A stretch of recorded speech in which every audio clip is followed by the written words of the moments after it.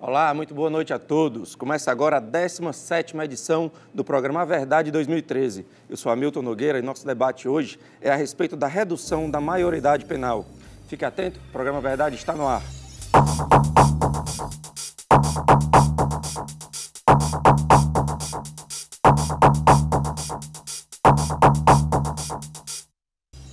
Olá, estamos no ar. Lembrando sempre, você participa por meio do telefone 3486-1721. Além de você, que participa de casa, participam aqui no estúdio hoje Sandra Helena, professora Sandra, especialista em filosofia do idealismo alemão, professora de filosofia e ética na Unifor e articulista do jornal O Povo. Participa também Leandro Vasques, ele é advogado criminal, mestre em direito penal e, claro, o empresário, nosso comentarista, Irã Ribeiro. Para começar o A Verdade de hoje, você confere aí a enquete que nós realizamos para saber o que os promotores pensam a respeito da redução da maioridade penal. Confira. Nós que atuamos nessa área da infância e juventude, nós sabemos que essa questão dessa redução da maioridade penal, que está vindo assim como um mote para diminuir a violência, na verdade vai aumentar a violência. Porque vários estudos de equipes interdisciplinares, da parte da psicologia, já explica que crianças e adolescentes são seres em desenvolvimento. Colocar esses seres em desenvolvimento dentro de uma penitenciária, junto com os outros criminosos, isso vai fazer com que eles fiquem ainda mais doutorados e mestrados em criminologia. E o destinatário final vai ser a sociedade civil, porque eles vão sair de lá sem trabalhos desenvolvidos nos sistemas penitenciários, e vão sair de lá muito mais violentos, e essa violência vem atingir a cada um de nós da sociedade civil. Olha, a sociedade ela tem se mostrado favorável à redução da maioridade penal, mas a maioria da população está tendo o entendimento de que isso vai resolver o problema da criminalidade dos adolescentes. Sempre que acontece um crime grave envolvendo um adolescente, esse assunto volta à baila e a sociedade se posiciona pela redução da maioridade penal. Mas essa redução não vai reduzir o problema, não vai resolver o problema por conta do nosso sistema carcerário, que já está muito sobrecarregado, não ressocializa as pessoas. Então, talvez a solução fosse não reduzir a maioridade penal, mas aumentar o tempo de internação dos adolescentes, alguma medida no âmbito do que é feito hoje, das medidas socioeducativas em relação aos adolescentes. Mas a simples redução da maioridade penal não iria resolver o problema, como não está resolvido o problema da criminalidade de quem já é maior de 18 anos. Bom, eu tenho uma visão intermediária. Eu acho que o problema é muito mais profundo do que apenas fazer uma redução numérica da idade, né? Nós estamos entrando num colapso do sistema carcerário. Eu trabalho no interior e vejo que na capital também a realidade é muito próxima. Não tem uma estrutura carcerária para os maiores. A estrutura também quanto aos menores é totalmente deficiente. Então nós vamos inchar um sistema que já não funciona. Então é realmente muito complicado, eu acho uma medida muito populista e extremamente desviadora do foco. O foco realmente são políticas sociais públicas de efetivação dos direitos dos menores. Ok, bom, uma das opiniões falou aí a respeito de endurecer o Estatuto da Criança e Adolescente, aumentando o período de internação. Justamente o que contém essa proposta, que foi levada ou será levada pelo governador Geraldo Alckmin. Eu queria saber, então, a opinião de vocês. Começar pela professora, primeiro pelas damas, né? Professora. Na verdade, não é apenas a do Alckmin, do governador Alckmin. Há várias, já há várias propostas tramitando no Congresso. Hamilton, a meu ver, é extremamente triste que nós tenhamos perdido, de certo modo, a batalha simbólica em torno dessa questão da juventude. Né? A gente tem aí Congresso de Juventude, Ano de Juventude, mas nós não conseguimos ter como nossa a bandeira de que a nossa criançada, toda a nossa criançada, não apenas a nossa criançada de classe média, tem direito a uma vida mais justa, tem direito a oportunidades, tem direito a sonhar. Nós estamos perdendo as nossas crianças, mas são determinadas crianças. O que me incomoda quando se fala em endurecer a pena do ECA, de alterar o ECA, é que há um destinatário muito claro para isso. Há um destinatário de classe social. Nós não pensamos, quando se fala a sociedade, a gente encobre o que é o mais problemático desse discurso. Essa juventude que está lotando as casas de privação de liberdade, as medidas socioeducativas, ela tem classe social, ela tem endereço certo e ela também está sendo vítima da mesma violência. É o preto que ela pobre comete. que mora em periferia. Exatamente. Então, enquanto nós brasileiros não assumirmos, como nós assumirmos algumas bandeiras, né, como uma bandeira nossa, por que nós não estamos discutindo, exigindo a escola de tempo integral?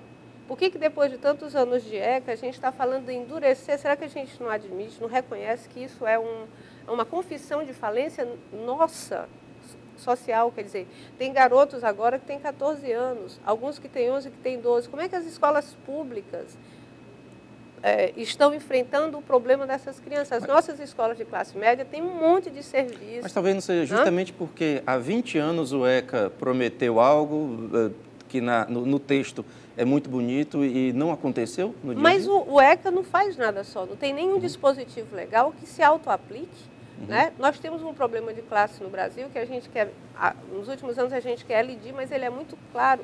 As juventudes nas periferias estão morrendo, matando.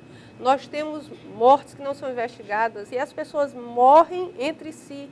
Quando elas começam a nos matar, vê a questão de São Paulo. No último ano, quantos jovens morreram? Um dia desse a gente viu execução sumária diante das câmeras de menores. Mas quando a gente vê, infelizmente, um dos nossos, porque infelizmente nesse momento fica nós e eles, quando a pessoa pensa no endurecimento da maioridade penal, ela nunca pensa nos nossos filhos. Se o nosso filho cometeu uma infração, se ele subir o carro e matar alguém, nós teremos um monte de advogados, psicólogos, medidas para diminuir, para atenuar e para compreender a infração. E não choca tanto quanto esse adolescente sendo assassinado. De maneira nenhuma. Acho que enquanto a gente encobrir isso, essa história vai ficar indo e voltando, indo e voltando. E a gente perdendo tempo. Né? Leandro, muito boa noite. Boa noite, Hamilton. Uma satisfação voltar aqui ao programa. Boa noite ao querido amigo Irã Ribeiro, professora Sandra. Bem, na verdade, eu concordo muito com o que muitos dos promotores ponderaram. Na verdade, o sistema prisional brasileiro, ele se encontra, de fato, falido e há muito tempo já. Não é? Hoje o Brasil, para que você tenha uma ideia, tem a terceira população carcerária do planeta. Não é? Só perdemos para os Estados Unidos e para a China, mas ganhamos da Índia, que tem mais de 1 bilhão de habitantes. Não é?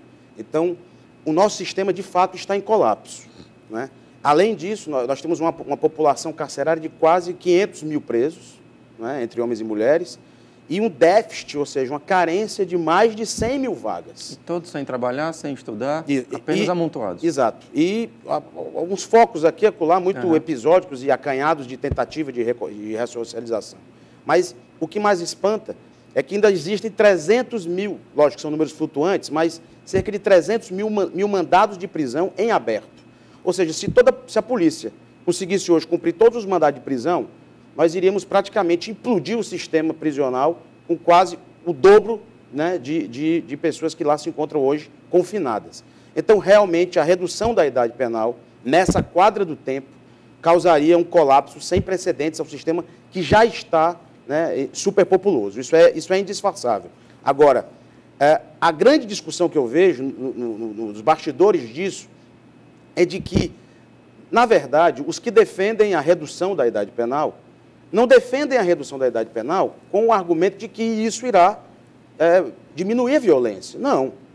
O aspecto que poucos enfrentam é que, de fato, um jovem, no terceiro milênio, no século XXI, por mais humilde, por mais periférico que ele viva, né, no rincão mais distante da capital, ele tem acesso aos meios de comunicação, né, as periferias hoje são repletas de lan houses, não é? Sem dúvida alguma, o acesso à informação é muito mais consistente, né, a idade adulta tem chegado mais cedo, do que na década de 40, quando foi definida a idade de 18 anos.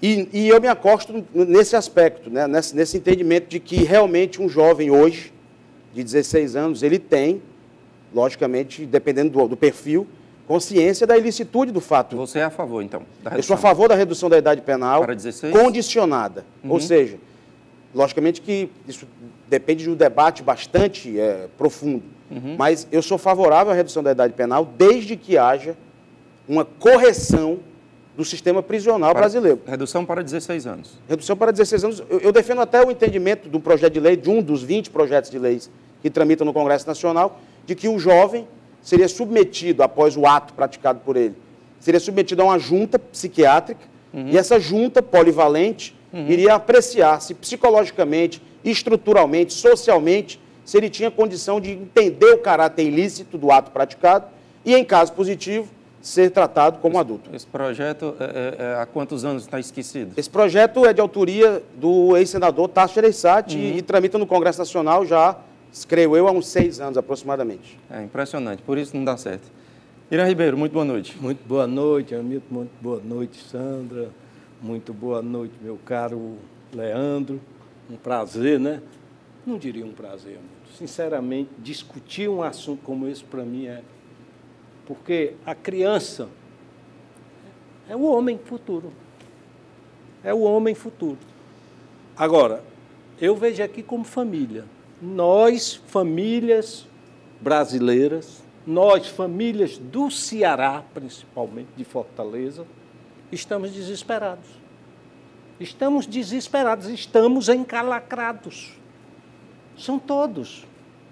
As pessoas estão indo trabalhar temerosas do que vai acontecer com seu filho, com sua filha, com seu apartamento, porque foi colocado como uma das zonas mais perigosas, onde tem uma dupla de policial, aqui é a Praça Portugal, né? Nós estamos aqui em cima. Quer dizer, então, nós estamos vivendo uma situação de pânico pela a insegurança que nós vivemos. Aí, quer dizer, reduzir quer dizer, a população está se agarrando a qualquer saída para o problema.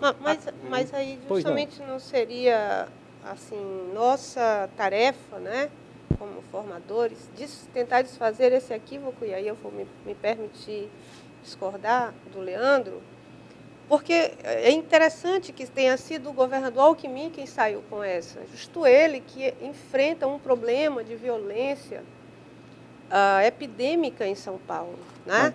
Então, me parece que o fato de nós não conseguirmos resolver o problema da violência por uma série de razões que todos estamos acostumados a saber bastante, nós encontramos um novo álibi. Então, o nosso novo alvo são garotos de 16 a 18 anos, porque esses meninos de 16 a 18 anos, eles conseguem discernir o que é bom e o que é mal. Isso me parece tapar o grande problema nosso. Sandra, bom, pode falar. É assim. Eu não quero aqui, por exemplo, o Alckmin em São Paulo, o índice de violência lá, de criminalidade lá, está menor do que o nosso. Muito menor. Muito menor, 5 vezes menor do que o Com uma população 5 vezes maior. Tá certo? Ou a população 5 vezes maior. O que ocorre é o seguinte, quando você constitui uma sociedade, tá certo?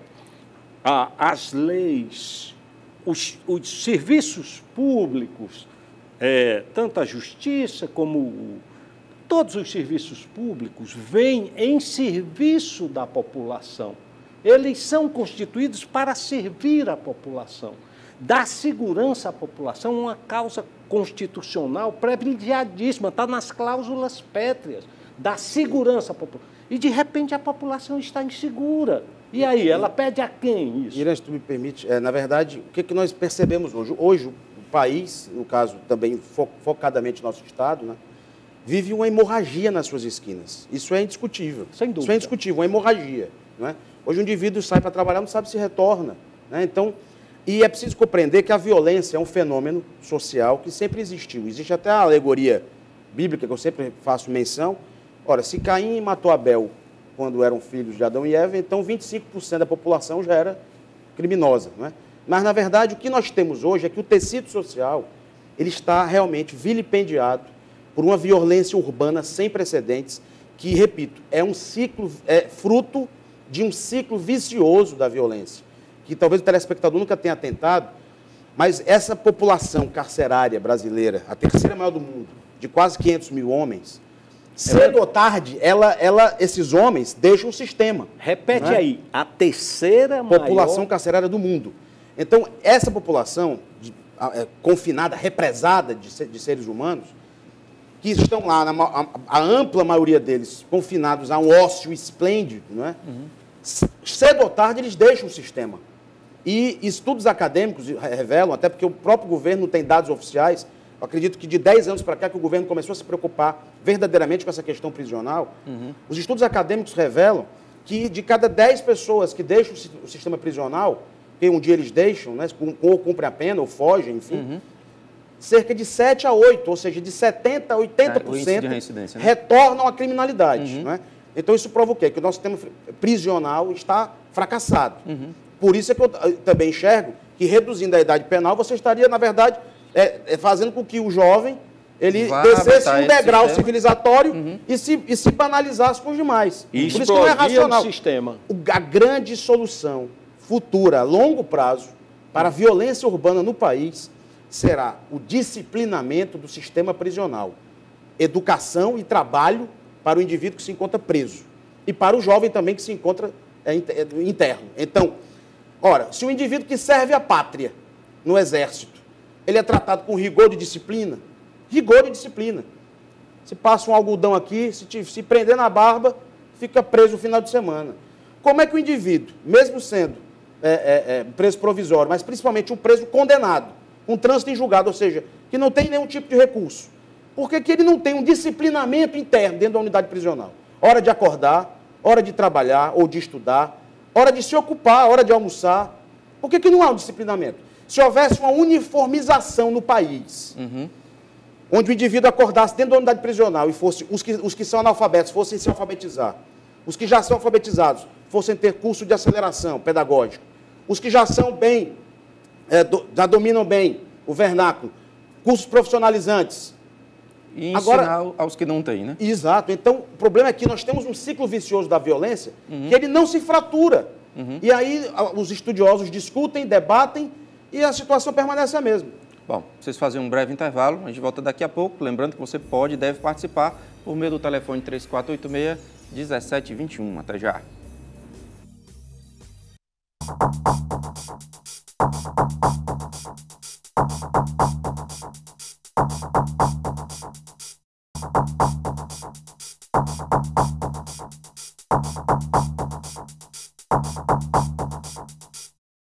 Olá, estamos de volta, segundo bloco do programa Verdade de hoje, discutindo a redução da maioridade penal. Lembrando sempre, você participa por meio do telefone 3486-1721. Enquanto você participa aí de casa, participam aqui no estúdio Sandra Helena, professora Sandra é especialista em filosofia do idealismo alemão, professora de filosofia e ética da Unifor e articulista do jornal Povo.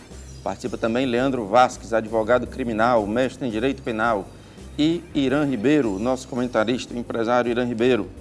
Professora, eu vi uma provocação ali no Twitter, queria passar para a senhora. Um rapaz disse o seguinte: adolescentes matam porque sabem que não fica na cadeia. Adultos que matam muito mais, o fazem por quê mesmo? Ele queria justamente fazer esse contraponto aí de que... Eu gostei da pergunta dele, gostei bastante. Mas eu antes de responder, eu queria retomar pontuar uma colocação do Irã, que comparou, e isso foi matéria recente, a violência, os homicídios em Fortaleza e São Paulo. Né? Houve, inclusive, controvérsia em relação a desses números, mas tem um dado anterior a esse que, ao meu ver, talvez dê uma pequena luz sobre o que acontece aqui. É a desigualdade social. Fortaleza apareceu em alguns rankings da ONU, do PNUD, como a 5ª cidade mais desigual do mundo. Então, assim, isso parece ser um velho clichê das esquerdas e dos anos 80, e a gente pensa que a gente pode superar clichê apenas porque o tempo passou. Mas se a gente fizer um estudo mais detalhado sobre o IDH dos bairros e mais, quando a gente fala da escola, sobre como as escolas públicas tratam, há muitas pesquisas sobre isso, há muitos organismos fazendo isso, tratam as crianças pobres que vêm de famílias desestruturadas, que moram em bairros e que não têm acesso a lazer de qualidade. Como é que elas tratam meninos com potencial de liderança e rebeldia? Eles são expulsos da escola. brigas em escola. A escola não os acolhe. Esses meninos têm famílias que às vezes adoecem, vão para postos de saúde e eles veem o pai trabalhando, a mãe trabalhando, e eles veem que não têm direito à saúde, que passam não sei quantas horas dentro do ônibus e que têm uma vida terrível, mas eles são submetidos ao mesmo bombardeio de consumismo.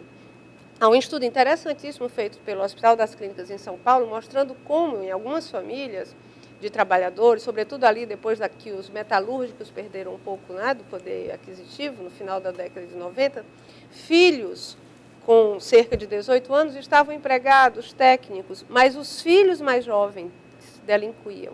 Ou seja, mostrando claramente um potencial ali naquela época de empobrecimento, mas não é só material, não é só da renda, é de acesso à cultura, é de simbolismo. E aí eu entro na pergunta do rapaz, que de fato fez. Eu sinceramente não acredito que o adolescente mate porque ele sabe que não vai ficar na cadeia. Isso não... Não seria impunidade. Não, isso não... Me parece que a questão do homicídio, eu até escrevi recentemente sobre isso, ele aí gostei do que Leandro falou, ele aponta para uma fratura social. Não matar, a regra de não matarás é uma regra meio que de ouro em todas as comunidades humanas. Você mata sob certas circunstâncias. Quando os homicídios passam a ser homicídios epidêmicos, né, deveremos enfrentar as razões. E, a meu ver, uma das razões tem a ver com o fato de que não se investiga o homicídio de determinadas classes. Eu fico pensando, a estrutura que o Leandro está defendendo. Falta dela, né? Exato. Eu fico pensando numa pessoa pobre, dessas zonas mais empobrecidas, que viram vários homicídios acontecer e que fica por isso mesmo. Aquilo passa a ser comum. Não se investiga. Aí, um dia ela vê julgamento como esse da Elisa Samúdio. Ela deve pensar alguma coisa diferente entre nós e eles. Porque para nós nada acontece. Bom, eu quero pedir licença. Só um minutinho, Leandro, que nós temos uma primeira ligação. Alô, boa noite. Boa noite. Seu nome, por favor? Dora. Dora? Isso. Dora, você fala de que bairro? Eu falo aqui do bairro de Fátima. Ok. Estou assistindo o programa e eu fiz parte dessa sociedade de ajudar a tirar. Certo. E porém, incrível tirar essas pessoas da sociedade esquecida e dar uma oportunidade para elas. Incrível que pareça, eu morei nas duas cidades, São Paulo e Fortaleza. E quando eu fui para Fortaleza em 90, eu voltei, eu cheguei tão professor e disse, professor, Fortaleza vai se tornar um Rio de Janeiro. Ele virou para mim e disse, que é isso, Dora? Você está ficando louca? Tá, por quê? A gente se preocupou em crescer e não se preocupou em ver essas pessoas que estão chorando lá no canto. Quer dizer, já botaram na nossa cabeça que esses delinquentes têm que ser mortos. Isso não é causa, isso é consequência de uma sociedade que ainda não acordou para ver que nós todos somos irmãos. E o que é matar? Quando você comete algum delito, ou, por exemplo, você está na corrupção, por menor que ela seja, isso também é matar. Uma pessoa não vai matar porque quer. Agora vamos colocar a família. Nós que temos tudo. Tem hora que dá vontade, quando perde alguma coisa, tem hora que dá vontade da gente matar. Imagina essas pessoas que nós, sociedade, tiramos tudo. E se nós não acordarmos, simplesmente, como o seu Leandro disse, concordo em número, grau e pessoa com ele. Tem que trabalhar. Tem que dar oportunidade a essas pessoas. Gente, a ociosidade é a pior coisa que tem no mundo. Ok, Dora, agradeço muito. Nós que agradecemos a sua participação. Muito boa noite e ligue sempre que puder, viu? Milton, a ponderação que eu ia fazer sobre a questão estrutural, que repercute em tudo isso. Certo. Veja só, a Polícia Civil do Estado do Ceará, que é a polícia que investiga, que quando há um homicídio num determinado local, ela vai lá apurar os vestígios, o aspecto pericial, os supostos autores materiais, intelectuais, enfim. Essa polícia judiciária, que é quem investiga, na década de 80, tinha o dobro de efetivo do que tem hoje. Na década de 80. Ou seja, nós temos um efetivo muito aquém do necessário. Vamos para a Polícia Militar também. A Polícia Militar hoje tem cerca de 15 mil homens. Quando em números nacionais, o ideal para o Estado do Ceará seriam 35 mil homens. Ou seja, Defensores públicos, que amparam os hipossuficientes, nós temos números também insuficientes. Agora, se você for verificar, você já viu greve, logicamente, da Polícia Civil, manifestações da Polícia Militar, defensorias públicas, enfim. Agora, você vê que não existem manifestações, por exemplo, naqueles segmentos onde o Estado, quando me refiro a Estado, União, Estado e município, quando ele é absolutamente soberbo, forte. Por exemplo, você vê greve para aumentar o número de auditores fiscais da Receita Federal, de auditores fiscais da Secretaria da Fazenda. Não, por quê? Porque o Estado tem números absolutamente adequados, suficientes, de auditores que vão fiscalizar o indivíduo que comercializa para poder pagar seu imposto. Agora, Polícia Militar, Polícia Civil, os efetivos são absolutamente acanhados para o número ideal. Isso reflete, obviamente, na violência, porque na medida em que um determinado bairro, os infratores daquela região têm noção de que aqueles inquéritos não se concluem, porque se prende o indivíduo, mas o inquérito, como ele é mal elaborado, não por intencionalidade do delegado, mas por falta de estrutura, cedo ou tarde, um juiz lá no fórum vai perceber que há uma falha, que há uma carência de argumentação e vai soltar o indivíduo que estava preso. E a gente não entende por que ele não fica preso. E a sociedade não entende. Como é que pode a polícia prende e a justiça solta? Às vezes é porque a polícia prende, se esforça em conseguir elaborar um inquérito policial substantivo, mas não consegue por falta de estrutura, falta de efetivo ideal. Isso redunda em quê? Na libertação do infrator, que antes era preso provisório e agora é devolvido à liberdade. Isso gera toda essa sensação de insegurança, esse terrorismo social que o professor Irã colocava, e gera essa sensação de terrorismo social. Nós vamos deixar de comentar o que a Dora falou, tá bom? Irã. E eu queria me referir exatamente ao que o Leandro colocou aí, porque é importante. Quando se trata da obrigação tributária do cidadão que está contribuindo, e no Brasil com 38% do seu rendimento, para ter direito, no mínimo, a segurança, saúde e educação. E não tem nenhum dos três. E sempre tem manifestação de greve de professor, médico, defensor policial. Então, veja bem, os órgãos são equipados para que este valor não deixe de ser arrecadado. Mas quando é para o Estado fazer a sua parte constitucional de dar segurança, saúde e educação, aí falta efetivo. Terminou de dizer, olha, você vai numa delegacia fazer um BO, espera 4 horas. Da próxima vez do assalto, não vai mais. Aí até o número da ocorrência, a estatística da ocorrência fica deficitária. Por quê? Porque o cidadão não está indo mais nem prestar queixa. Professora? Eu queria retomar o que a Dora falou. Eu acho que, de algum modo, ela complementou, né, a minha fala. Eu ainda creio assim... Você acabou de dizer que os nossos presídios estão abarrotados. Então, as pessoas estão presas, né? A questão é saber quem está preso e por que está preso. Você me dá licença um tempo. Ele falou que os presídios abarrotados, mas falou também que nós temos de ordem de mandatos de prisão não executado, quase a mesma quantidade de presidiários. Perfeito. Mas, assim...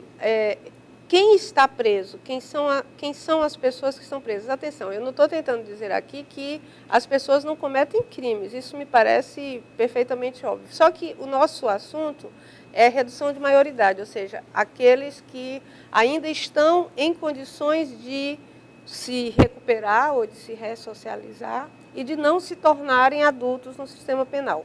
Há estudos interessantes que mostram que boa parte da população carcerária tem entre 18 e 29 anos.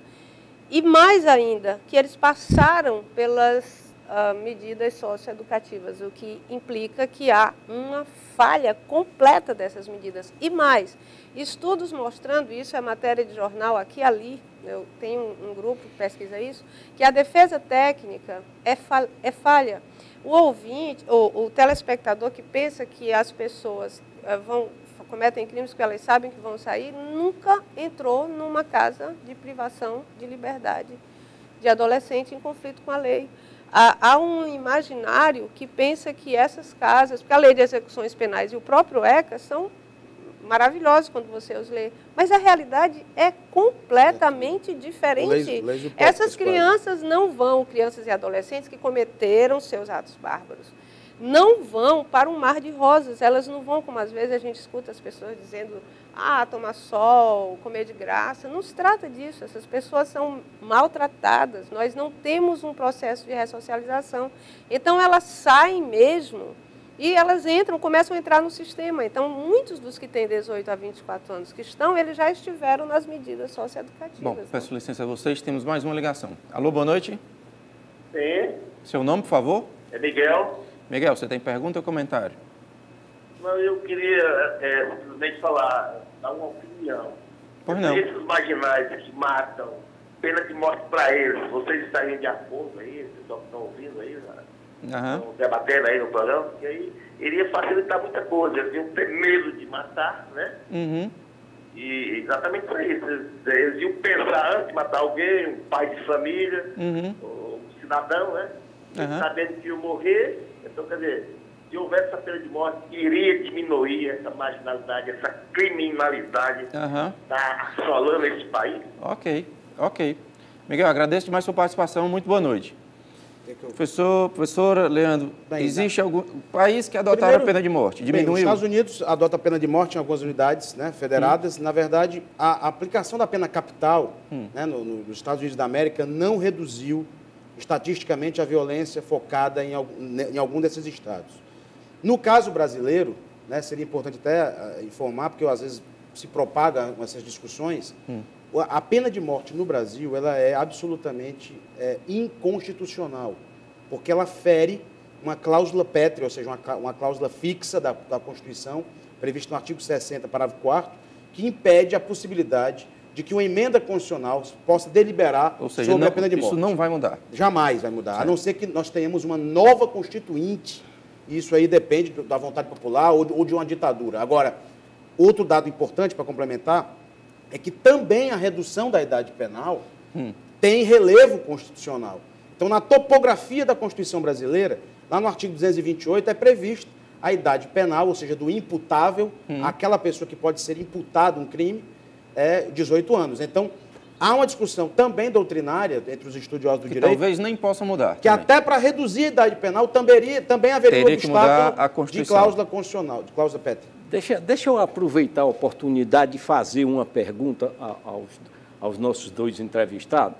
Olha, existe no Código Penal brasileiro uma lei, que eu não sei o nome, não sou especialista nesse assunto, mas já li essa lei, que diz o seguinte, que o pai, o responsável por um menor de 14 anos que não estiver na escola, tá certo? Poderá sofrer pena de prisão de 1 a 4 anos por abandono do menor. É verdade isso? Existe um crime previsto no Código Penal que é o denominado de abandono de incapaz. Exato, é isso. Então, o indivíduo que tem o pátrio poder sobre o menor e é desidioso, enfim, é irresponsável, abandona não só o menor, mas também um adulto senil, por exemplo, um idoso, né?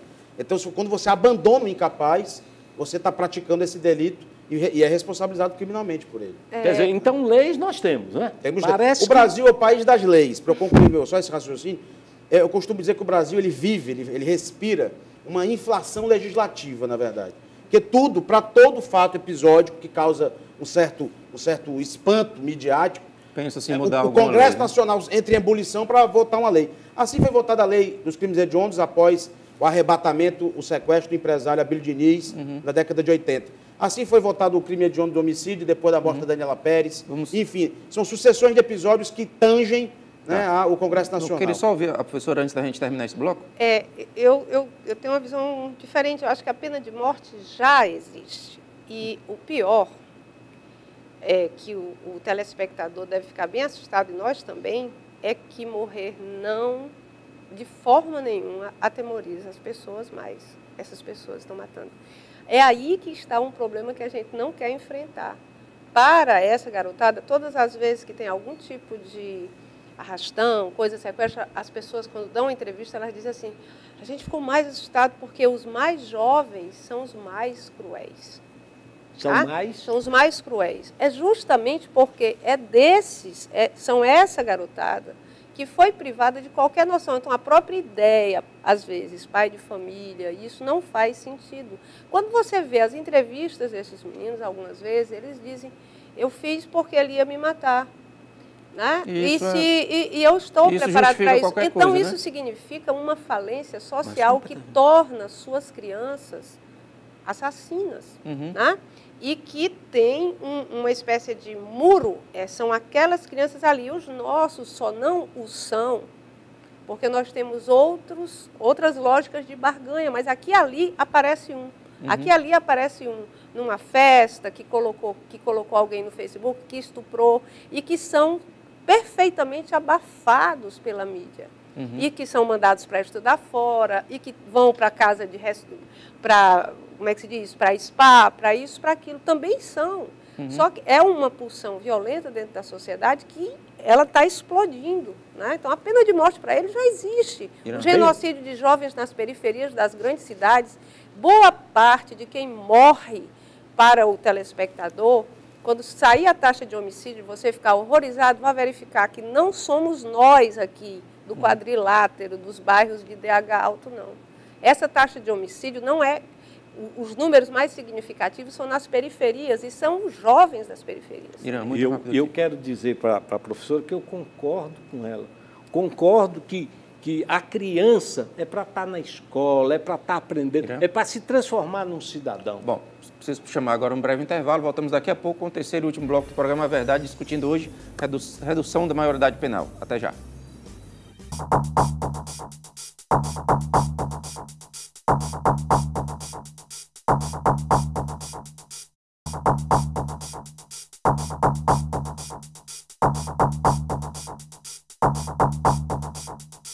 Olá, estamos de volta, terceiro e último bloco do programa A Verdade de hoje, discutindo a redução da maioridade penal. Você ainda pode participar por meio do telefone 3486-1721, fazendo pergunta ou comentário para os nossos debatedores, que hoje são Sandra Helena, especialista em filosofia do idealismo alemão, professora de filosofia e ética da Unifor e articulista do jornal Povo.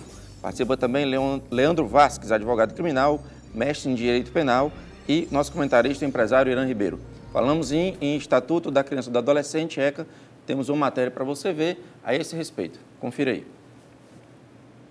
Praticados por jovens são cada vez mais frequentes e comuns. Mas mudar o Estatuto da Criança e do Adolescente será a solução? A ideia do projeto, que vai ser apresentado no Congresso Nacional pelo governador de São Paulo, Geraldo Alckmin, é que ao completar 18 anos, o menor infrator cumpra o restante da pena em uma unidade prisional normal. É um clamor da sociedade. A sociedade quer essa mudança. Entretanto, ela vai de encontro ao sistema jurídico nacional. Atualmente, a Constituição protege o menor de 18 anos de uma maneira muito clara, muito veemente. E essa mudança, essa alteração seria inconstitucional. Para a assessora jurídica do SEDECA, mais punição não é a melhor estratégia e não resolve o problema. A maioria dos encarcerados hoje são jovens, de fato, já, né, adolescentes.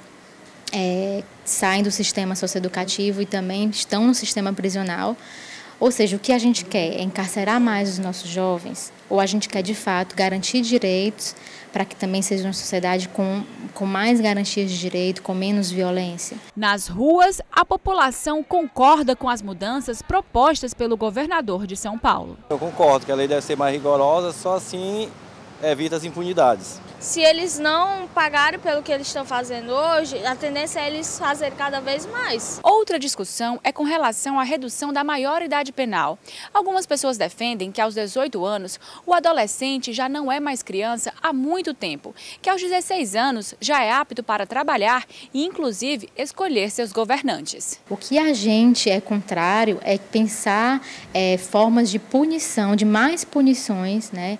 E de também, a partir disso, criar estigmas contra a juventude, o que acaba não garantindo direitos, pelo contrário, viola ainda mais esses direitos. Bom, a gente se falando em aplicar uma pena mais dura ou menos dura, reduzir a maioridade penal, a gente entra sempre nessa discussão se diminui ou não a violência. Mas se a gente mudar o foco dessa redução não ser para diminuir a violência, mas sim para fazer justiça à vítima, muda a visão de vocês? Bem, a minha concepção é justamente essa. Quando eu me defronto com um debate da diminuição da idade penal, não é porque a redução da idade penal ela vai ter o dom mágico de aliviar, arrefecer a violência urbana. Não. É que eu entendo que, por um sentimento de justiça, um indivíduo, independente de aspectos de detalhe, mas o indivíduo hoje, no país que nós vivemos, do século XXI, do terceiro milênio, de 17 anos de idade, que cometa um crime, um estupro, uma agressão, um homicídio contra alguém, né, um ato infracional, hoje considerado, eu entendo que ele tem, sim, condições de entender esse caráter ilícito.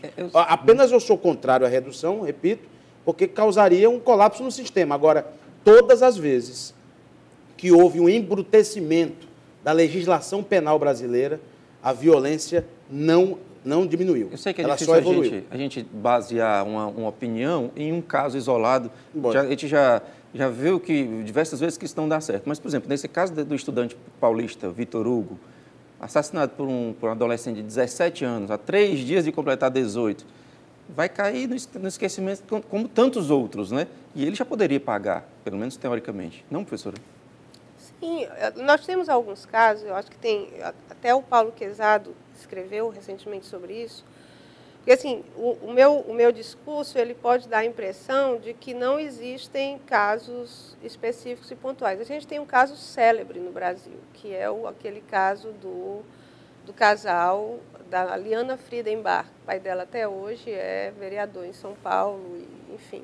Aquele casal que foi morto em São Paulo, eles saíram para acampar e foram mortos pelo Champinha, ficou conhecido, famoso. Esse garoto não saiu. E como há vários outros casos em que a discricionariedade do juiz e de uma junta de pessoas avalia, né, que ele não se recuperou. Porque a questão é a seguinte, o que a gente espera que aconteça em 3 anos? A gente diz, não quero 3, quero 8. Quer dizer, é justiça ou vingança? O que é? São 3, são 8, são 6? Qual é o parâmetro? Não são 3, são 8. O que é que nós queremos que aconteça em 3 anos com esse menino que matou o rapaz?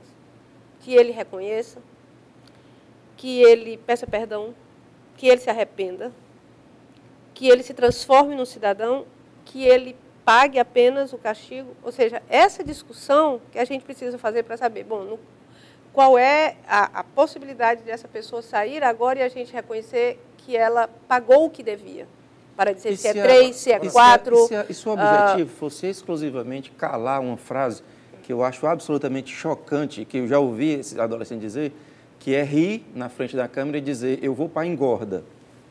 Mas, bom, eu não sei se você quer falar. Bem, na verdade, o que eu vejo? Olha só, é indiscutível que alguns casos concretos que causam esse desconforto social, realmente eles fazem ressurgir o debate. É natural isso. Agora, na minha leitura, o jovem, seja ele de classe média, jovens de classe média também cometem infrações, atos infracionais. Eu não vinculo a pobreza ou o índice social menor com a obrigatoriedade que aquele jovem vá se inclinar para o crime. Porque senão eu estaria condenando gerações e gerações de pessoas que moram na periferia a terem atividades não probas, não honestas. Não é? Então, não é por aí. Mas eu não é a pobreza, é a desigualdade.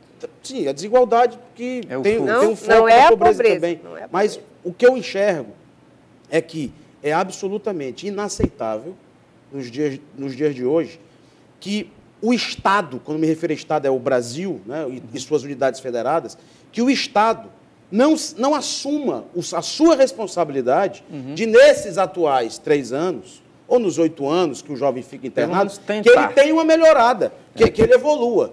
Agora, a sociedade é que não pode ser vitimizada permanentemente inclusive da impossibilidade de mudança legislativa.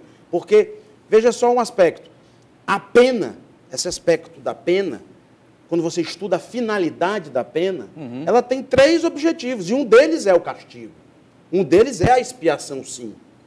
O segundo é a prevenção geral, ou seja, que aquele aprisionamento gere a prevenção às demais pessoas para que elas não cometam o mesmo ilícito. É o recado. E o terceiro, que é o mais difícil de se atingir, é a reeducação do indivíduo, realmente. É a recuperação, que o Brasil é absolutamente incompetente nesse aspecto. Praticamente a pena do Brasil se resume à expiação, ou seja, ao mero castigo retributivo. Irã Ribeiro? E aí a culpa não é da sociedade, aí a culpa é do Estado. Mas é ela que está pagando. Mas a sociedade está pagando. E essa da exemplaridade, que foi o segundo item que você colocou, é importantíssimo, porque não é o fato de alguém ter feito e esta pessoa está aprisionada. É o fato de pessoas que tomaram conhecimento saber que não adianta fazer, que não compensa fazer. O crime não compensa, porque, de outra maneira, nós estamos muito mal.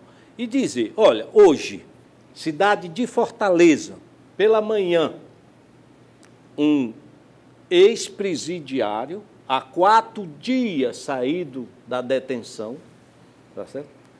Levou para o centro de Fortaleza, não estou falando em subúrbio, não. Estou falando no centro de Fortaleza, numa pousada, levou sua enteada de 13 anos de idade e a estrupou. No centro de Fortaleza.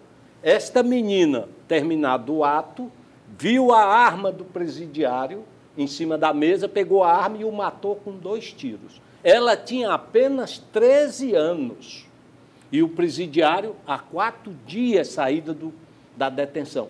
Isto, todos nós que não somos das leis, mas somos cidadãos, que fazemos uma leitura de um crime desse, fica desesperado. Olha, isso é uma situação desesperadora para o cidadão normal. E é isso que nós estamos assistindo em Fortaleza. Eu vou só usar mais 30 segundos para lhe dizer uma coisa. Eu estou entrando na minha casa apavorado no meu apartamento, porque os ladrões estão assaltando na porta, cada qual com a pistola e tomando o carro. Você está entendendo? E como eu fico? Meus filhos que chegam no carro. Tá certo? Isso aqui na Leonardo Mota. Cenário de... Então, é um cenário muito complicado para quem está vivendo nesta cidade. Seria uma saída punir com mais rigor o adulto que comete um crime acompanhado de menor? Eu acho que a saída seria uma inteligência policial preventiva. Né? As nossas favelas ainda são... Quando eu falei de desigualdade, para não vincular, o que é que provoca a criminalidade? Se você tiver uma sociedade mediana, todo mundo com uma determinada faixa de renda, você vai ter crime. A violência vai existir sempre, né? Mas você não vai ter crime associado à desigualdade. O problema é a desigualdade. Então, eu tenho de menos, muito, muito, muito pouco, e o outro tem de mais. O outro é diferente de mim, ele tem direito a tudo. E, doutor Irã, o senhor me desculpe. Concordo com você. Mas as pessoas sabem que o crime compensa, porque elas sabem quem está na cadeia. Elas sabem que quem comete crime e tem dinheiro e é advogado não paga, não vai para a cadeia, pelo amor de Deus.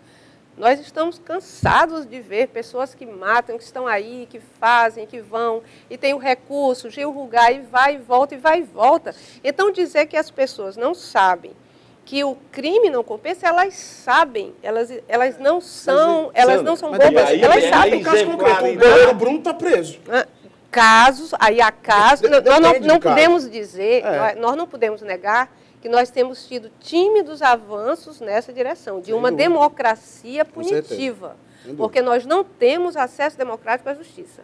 E, portanto, também nós não temos democracia punitiva. Então, para essas pessoas, elas sabem mesmo, manda quem pode, obedece quem tem juízo, e a lei funciona para quem pode pagar a lei. Como você disse, não tem nem defensoria pública para essas pessoas. E aí nós temos a exemplaridade ao inverso. As pessoas tendo um exemplo de que comete-se crime e não tem punição. Senhores, peço licença, temos mais uma ligação. Alô, boa noite. Alô, boa noite. Seu nome, por favor? Meu nome é Rogério, moro no João do Sul. Rogério, você tem pergunta ou comentário? um comentário. Fique à vontade. Eu quero agradecer a vocês, que isso aí está espetacular, é realmente o que nós precisamos, é dessa cultura. E depois, estão tocando num ponto muito fundamental, que é realmente também a política, os políticos corruptos, porque só vê o crime de um lado. Essa professora falou muito bem. Também roubar da sociedade do jeito que eles estão fazendo, também é crime, também é morte. E por que eles não vão para a cadeia? Porque o Supremo realmente está com muita dificuldade de colocar esses ladrões na cadeia. E coloca uma mulher que rouba uma lata de leite por 8 meses na cadeia, que aconteceu aqui em Fortaleza. Ok, Rogério. Vocês estão de parabéns. Nós temos que fazer aquilo que aquele jurista falou. Existe 3 meses. Rogério, muito obrigado pela sua participação. Muito obrigado. Muito boa noite. Liga outras vezes. Senhores, professora, quem comenta? Não, ele fala sobre o aspecto de que outros, os criminosos de colarinho branco, enfim, né, enfim. É como a professora Sandra colocou... Tem um sentimento de impunidade geral e de que tudo pode, que é difícil você vencer isso. Está havendo evolução substantiva nesse aspecto, sim. Né? Hoje em dia, o indivíduo que pratica o crime, porque os corruptos, né, os corruptores, os criminosos de colarinho branco, os fraudadores de licitações e etc., eles têm respondido crimes, têm sido presos, não é? Isso aí tem acontecido, isso é inquestionável. E a estrutura jurídica, chega um momento que os advogados, obviamente, vão se valer dos recursos até resgatar a possibilidade, o resgate da liberdade em si. Por quê? Porque a prisão no Brasil, antes da sentença condenatória, ela é exceção. Ela é, de fato, exceção. Agora, se pergunta, por que existem tantos presos, né, hipossuficientes, que não têm recurso para contratar um advogado, que representam 44% da população carcerária brasileira, ou seja, quase metade, né, são de presos provisórios. Por que não se chega ao resgate da liberdade desses homens? Porque, repito, existe um número insuficiente de defensores públicos em todo o país, desproporcional ao número de auditores fiscais. E, Leandro, muitas vezes... há um documentário excelente da Maria Augusta Ramos chamado Justiça. O único testemunho contra os presos é o do policial, como a gente vê nos programas policiais. Quer dizer, em nenhum momento eu estou tentando dizer, eu sei que esse discurso é difícil em momentos de clamor, porque dá sempre aquela velha impressão, eu queria que fosse com você, está defendendo... Não, se trata do Estado que eu quero viver. Eu quero acreditar na justiça. Mas eu não posso esconder que a justiça vale para uns e não vale para outros. Né? E que essas pessoas dificilmente vão conseguir entender a lógica de justiça, porque elas nunca sentiram isso valendo para elas. Vamos pensar aqui, por exemplo, como é que as mães e as mulheres que vão para os presídios visitar seus parentes são tratadas. Então, é um ambiente inteiro de injustiça. Tá, bom. Né? Infelizmente, seria bom que nós tivéssemos mais uma hora, mas não temos. O programa chegou ao final. Eu queria garantir 30 segundos, no máximo, para cada um, para as considerações finais. Professora? Bom, eu espero que esse momento, ele vai e volta, ele é cíclico, né? Que a gente passe a pensar não apenas na punição, no castigo, que é necessário, mas olhar para as crianças, olha para a criança que está passando na tua frente agora, na rua, para aquela criança que tem 5, 6, 7, 8 anos, no máximo 10, 11, e está ali sentada na calçada. Olha para ela. Olha como é que nós, sociedade, estamos olhando para essas crianças. Daqui a 4 anos, 3 anos, ela pode vir a ser o nosso algoz. Enquanto está lá, nós não fazemos nada. Leandro? Bem, Milton, eu agradeço o convite, para mim foi um privilégio mais uma vez, e a minha mensagem é aquela que eu já frisei. Enquanto o país, como um todo, não tiver um compromisso verdadeiro com a sua sociedade, destinando um número adequado de policiais civis que investigam o crime, de policiais militares que fazem a polícia ostensiva, de defensores públicos que defendem o indivíduo que não tem recurso. Enquanto não existirem esses atores em número proporcional à sociedade, nós respiraremos um ambiente de injustiça permanente, né? De impunidade permanente. Então, creio eu que, enquanto também não tivermos uma uniformização do sistema prisional brasileiro, né, com trabalho para o preso, com ocupação e enfrentamento do ócio, a longo prazo nós não teremos evolução. Portanto, praticamente seria a adoção de uma política criminal nova que gerasse, né, um novo sistema, né, para que o Brasil respirasse um futuro melhor. Irã Ribeiro? Existem 3 temas que estão muito bem defendidos na Constituição brasileira: saúde, segurança e educação. Obrigação do Estado dar para o seu cidadão saúde, educação e segurança. E como é a obrigação do Estado, é responsabilidade do gestor público. É responsabilidade do gestor público produzir meios para que essas 3 cláusulas sejam atendidas, as mais importantes na Constituição para mim. Então, que se cobre. Irã, muito obrigado. Leandro, obrigado. Professora, muito obrigado. Muito boa noite a todos. Foi um prazer recebê-los. Muito obrigado a você que esteve conosco. Terça-feira que vem a gente está de volta com mais a verdade. Grande abraço, até lá.